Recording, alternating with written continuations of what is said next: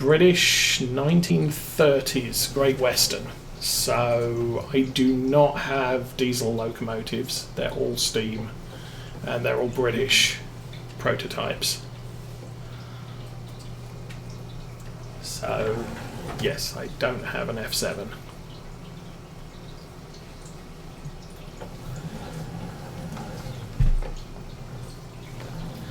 And maybe as I start getting things unpacked and set up, I might take some photos and post them onto YouTube or Discord.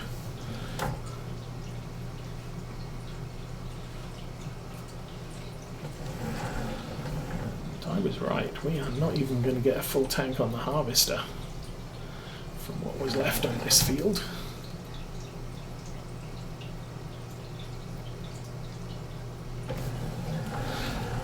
But yeah, even with the DCC control, it's really not 2 wires, because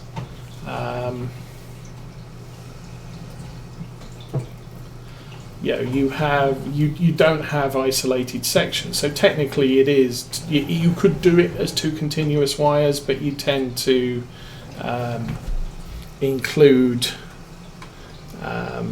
block detection and stuff like that. So each segment of the tracks is isolated from other sections, so you can tell what's in it, and then using computer control you can automatically stop a train from entering the next block because there's a train there, just kind of like in real life. Real life, you have the coloured lights, and if there's a train in the next block, then the coloured light is red. If there isn't a train in the next block, it will be green. And so if the block's red, then you stop. And if the driver doesn't stop, then the train will stop, unless the driver overrides it. But if the train does an automatic stop, the driver tends to get into trouble for not paying attention.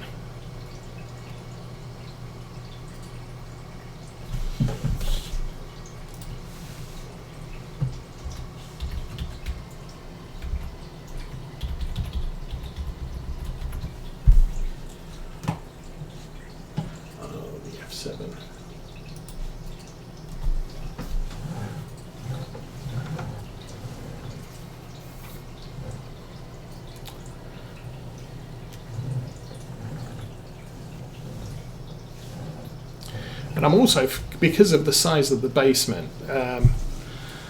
frequently people will do smaller trunk lines as models, because if you've got your layout in a bedroom, you can't get much distance. So to keep things real, you're looking at sort of small locomotives with 3-car passenger trains, or a short 6-7 car freight train.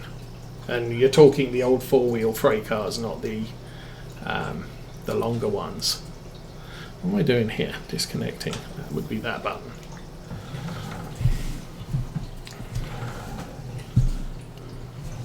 But because I'm going to have multiple tens of feet of running space, I can feasibly run trains 7 cars long, passenger cars long. So you're talking about an 8-foot long train, and it not look completely out of place. So that'll be a little bit different. My grandfather's was, because of the size of his, he ran mainline trains, but his trains were limited to 5 foot long, or 6 foot long, including the locomotive, five passenger cars. Just because you had 5-6 feet of platform for the passengers to get on and off at, and you then had to have the switch work into the station, which for a mainline station can get quite complex, and that can take 2 or 3 feet at each end. and then you're into a sharp corner, so you can go back down the other side of the room. So not entirely realistic, but it was a little bit more realistic than a lot of people can cope with. Well, thank you very much, and great. Now the header's fallen off. Well, everybody close your eyes, we're going to do this the wrong way.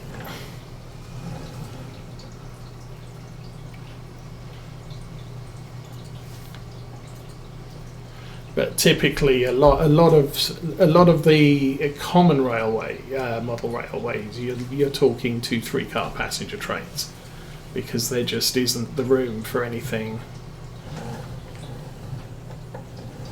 bigger, more realistic. Okay, this is the last time I'm going to have to drive on the grass here, so that's good. I need to disconnect. Go fetch the header. Oh well.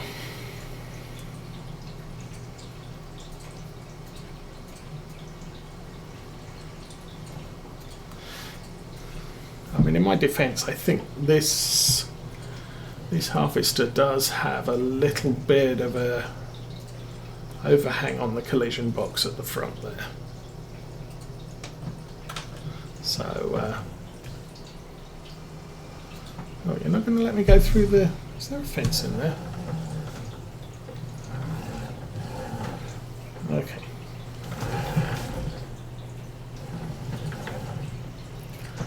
I might not be able to fit in the field. Ooh. That's not going to fit.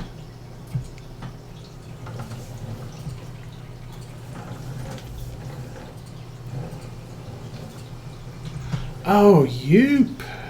Seriously, that sucks. So it looks like harvester headers have similar definitions to bales, such that they won't drive through hedges. Okay. Now what I should be able to do is probably reverse through here. Or not. Oh.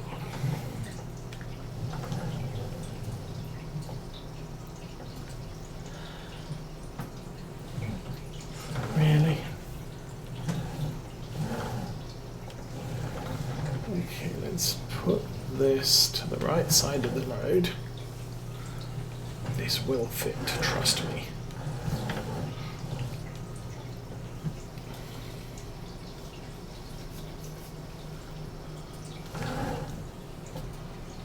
There! Yeah, go through diagonally enough and it'll work.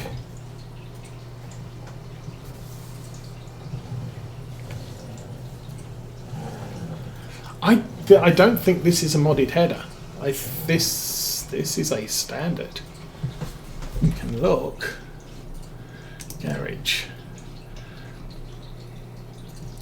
Helianthus. No, this is a standard Capello 5700. Back. Yes. Yes. But there's a special script on Oxygen David's maps which prevents bales from driving through hedges. And it would appear that that script, or whatever it is, also thinks that at least this Helianthus header is also a bale, or should be considered to be one. Okay, let's see if the worker will do that while we go jump elsewhere.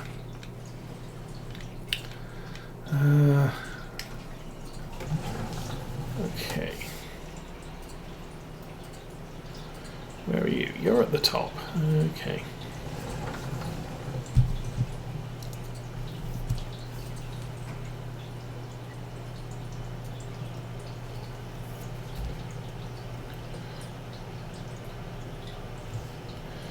Because this, I should be able to drive this straight through the hedge, because it's not a bale.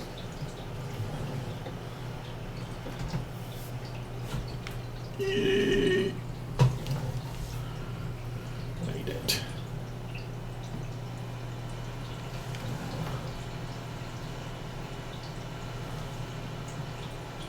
Oh, it could be that the fence is going to be in the way now.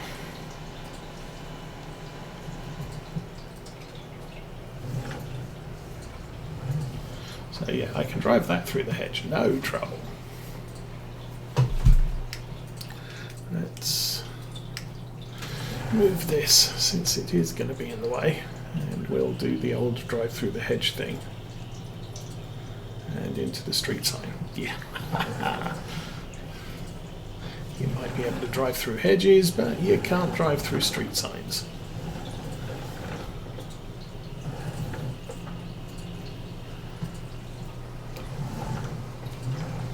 Park this over here. And then we need this thing. Get that unfolded. We're set for oilseed radish.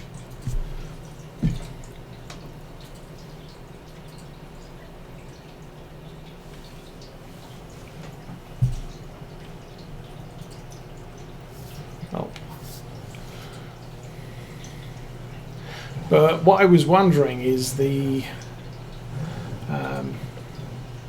it looks like the headers have an auto stack function on the header trailer. Okay, off you go.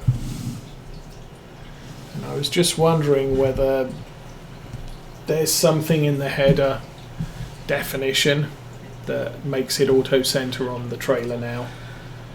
So they introduced that for the class trailers, or the class headers and header trailers. I'm going to let him turn around now that he's in the middle of the crop.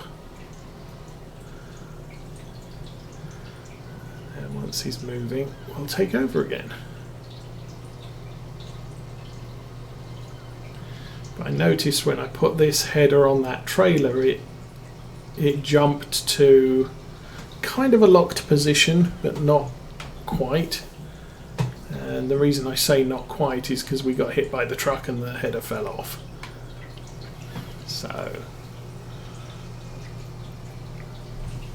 it's not entirely locked on, but it did look like it moved to a correct position, a more correct position than my driving would normally have placed it.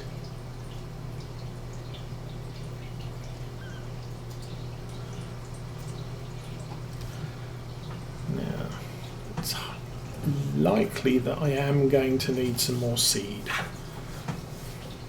I fully expect that field to be planted with oilseed radish without any problems whatsoever. We'll have a load left over. But this field will be planting grass, and that uses a bit more seed. Okay, you take care, long hauler. Have fun, and I'm going for a little while longer, I guess.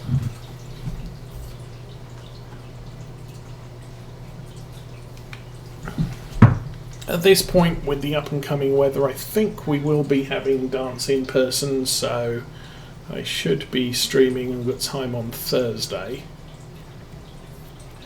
And then we'll be back here for more Oakfield Farm next week. But I have a lot of work to do on this coming week if I want to get the farming agency version of the map set up with everything we've got on it.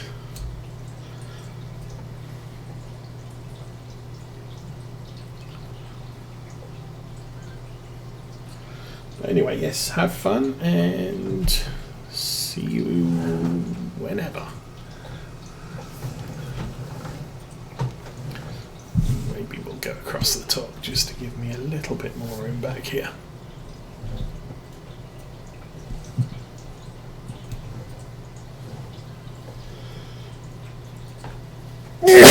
Oh, excuse me.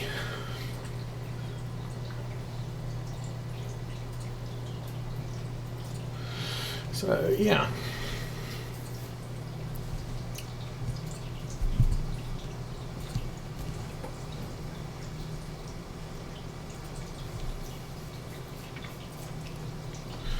I really can't remember why I decided to do sunflowers on this farm. It's kind of I don't usually bother. So it's something different. And it's an alternate to canola, as far as crop rotations are concerned.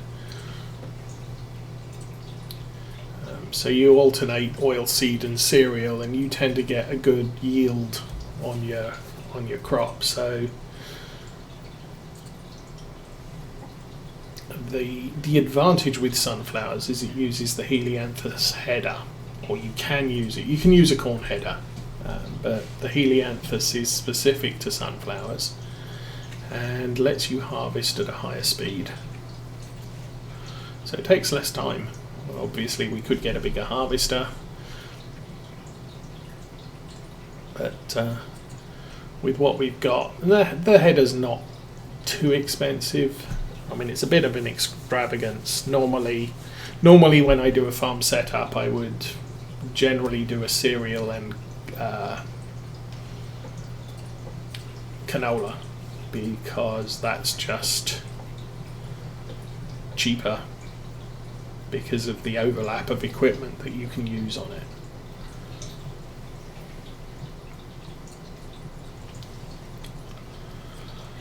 But sometimes you need to do something different. I mean, we're also doing sugar beets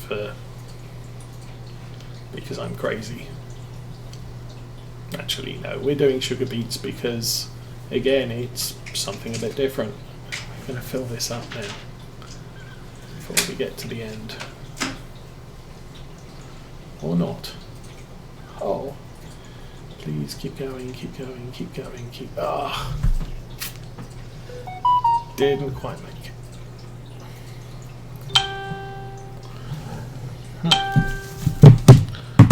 Okay, phone's going all sorts of crazy. Let's take a look. And blah, blah, blah, blah. Make sure your battery lasts all day. Nope, nothing exciting.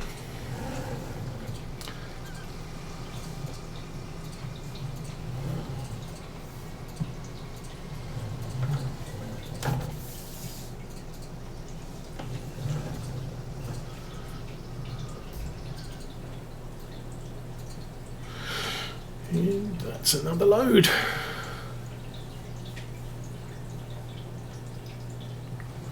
I mean, as far as sunflowers is concerned, they're not as good as sale. Sunflowers 1300. Where's canola? So that's canola. Maybe they do sell better than canola, but canola is a more efficient use of seed. So if you are short of money, canola's the better crop to go with because you use less seed planting it. Obviously, since we're doing our third harvest. Ooh, make sure the thing's going round before you run through the crop. There we go. Yeah, because we're in our third harvest now. We have easily sufficient money to not have to worry about how much seed we're using, within reason. I'm still not going to plant huge acreage of potatoes because that is serious cost in seeds.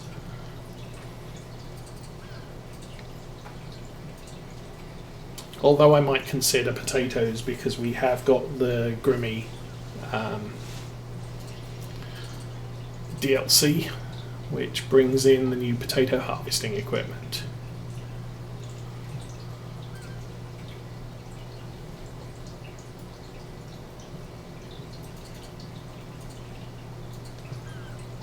Oh no, I did see there someone had modded... Where is it? Potato harvesters. Yeah, someone had modded this so that you didn't have to use it to dig up potatoes, you could use it to lift potatoes. This is a kind of potato lifter. It just picks potatoes up from the floor. So that might be a cool option now.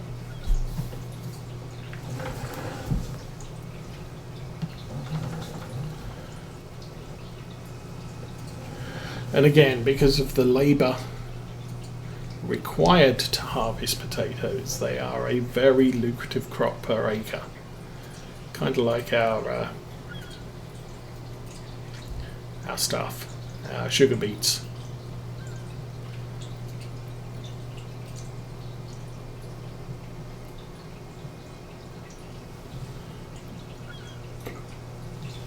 I'll do a check. I want to check, see how much sunflowers we actually pull in. How many litres? Because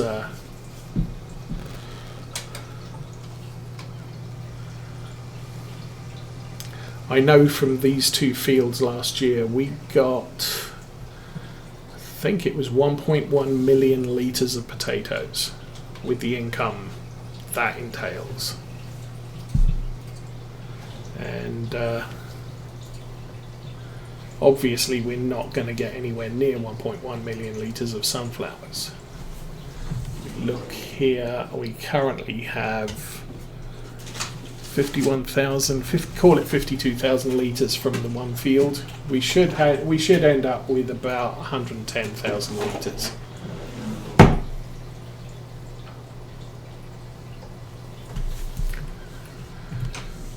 110 times 1,300 is a big number, and see, divide the number of litres of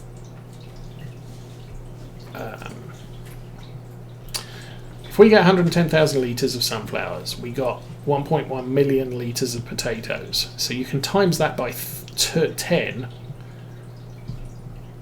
to equivalent the costs out and say, okay, 110,000 litres of potatoes at 318. You're getting 3 times the income from the potatoes for the same field area. So, not potatoes, we were doing sunflowers. I'm an idiot. We were doing sugar beets. How much is sugar beets? Sugar beets are 222, so still getting on for double.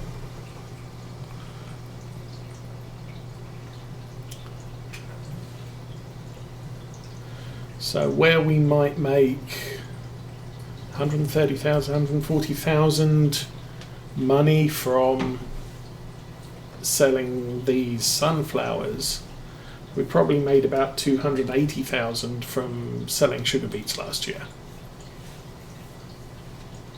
So it's good income. The equipment can be a little bit costly, although we're keeping that low by using the tractor hauled equipment.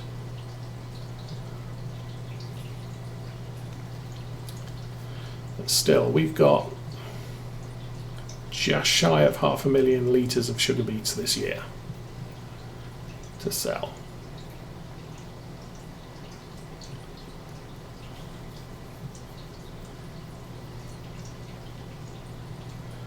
So that's still probably about as much money as we'll make from these sugar these sunflowers, I'm guessing. But prime time selling is not until around about 3rd day of winter, so it's going to be a while before we're selling anything.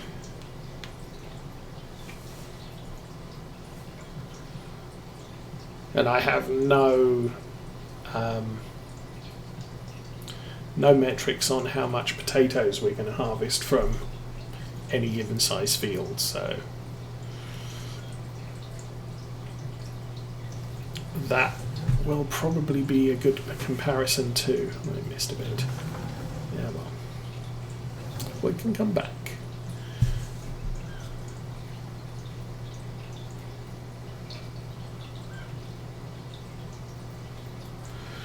How's the planter doing?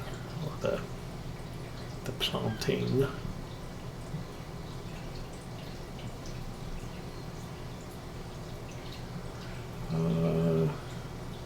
Looks like the two trees in the middle, it's to the left of the second one. So he's getting on okay. He'll be done probably fairly soon. And we're going to have to go and tidy things up a bit.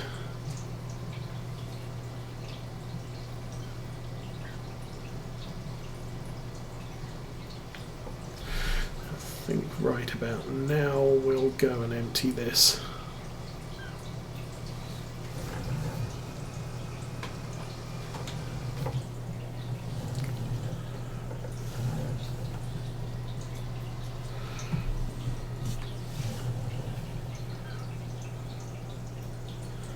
One of the mods I do use is the full stop mod, which when a harvester gets full, it will slam the brakes on and put the pipe out. Tay Lower, good day to you. How's your Saturday going? Oh, well, it's still snowing. I looked out the window and thought, oh, it stopped snowing, but no, it's just snowing very fine snow. And the trucks still haven't been by. I find that the full stop mod is very helpful in not killing crops when you have chat to read. Okay. Back to here and off we go the other way.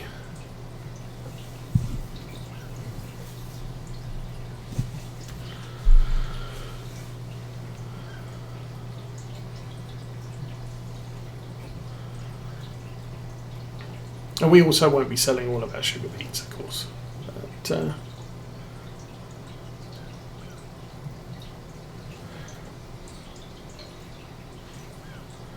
we do have some lost crop here.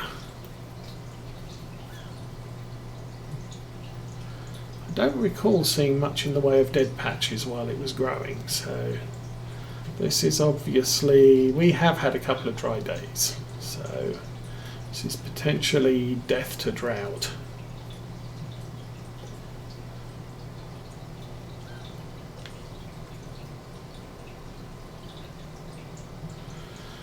But I consider it one of the reasons why it's not...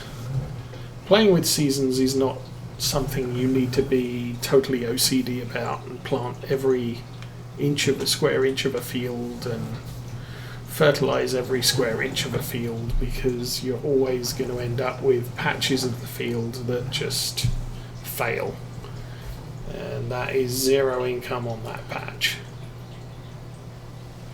So do the best you can is really the best way to look at it. So what are we doing? I think should be able to make four passes.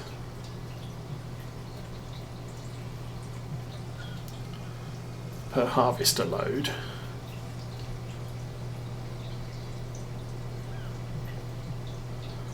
We're getting just under 25% per run up the field, so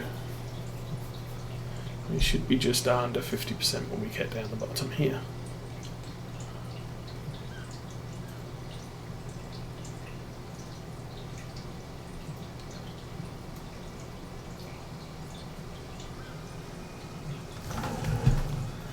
So I could do a cut through, but we'll just keep going.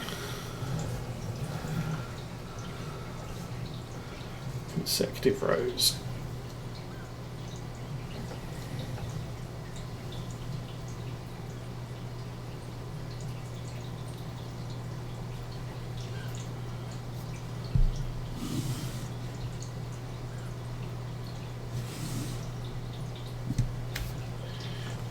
The field's definitely going quite well by the looks of it. Oh yeah, he's probably in the top fifth. maybe the top quarter. He won't be much longer finishing that off.